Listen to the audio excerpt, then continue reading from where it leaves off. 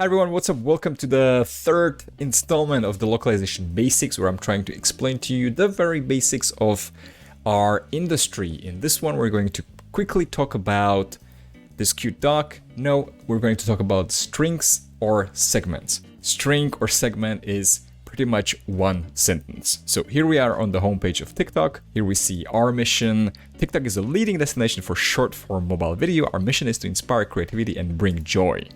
So this here is one paragraph, but that paragraph consists of two strings or two segments. This is the first one, so that's the first sentence, and this is the second one. The reason why we talk about strings or segments is that the translators, once they get something for translating, they typically do it string by string or segment by segment. Instead of translating the whole paragraph at once, they will have it split into strings or segments. That's it for today, and please subscribe for next videos. Bye bye.